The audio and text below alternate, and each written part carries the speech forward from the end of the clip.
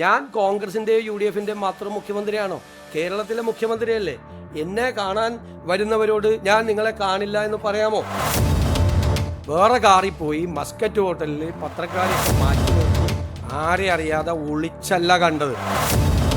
എനിക്ക് തോന്നുന്നു ഞാൻ അവർക്ക് ഒരു അനുമതി നിഷേധിച്ചാലാണ് അത് വാർത്ത. വേറൊരു പഴയ മന്ത്രി പറയുന്നത് കേട്ടു, ഞാൻ ഹിന്ദു കയറി ഇറങ്ങിയാണ് BJP നേതാക്കൾ മുഖ്യമന്ത്രിയുടെ ഓഫീസ്. ഹിന്ദു ഐക്യവേദിയുടെ നേതാക്കൾ എന്നെ കാണണം എന്നാവശ്യപ്പെട്ടു.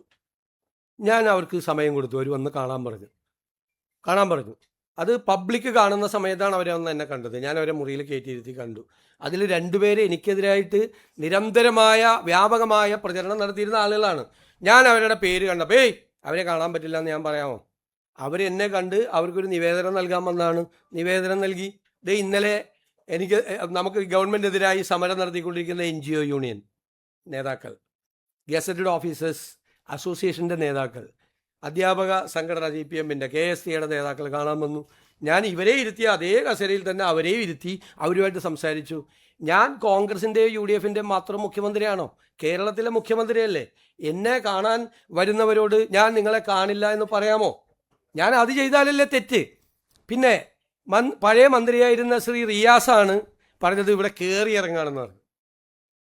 അദ്ദേഹത്തിനോട് എൻ്റെ മറുപടി, ഞാൻ ഒളിച്ചല്ല കണ്ടത്.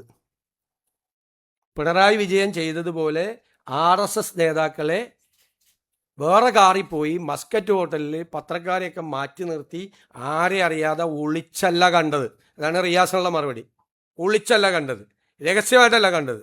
ഇവിടെ നൂറുകണക്കിന് ജനങ്ങൾ കാണാൻ വേണ്ടി വരുന്ന കൂട്ടത്തിൽ അവർ നേരത്തെ പറഞ്ഞു, അവർ വന്ന നിവേദനം അവർ തന്നു, അവരുമായി സംസാരിച്ചു.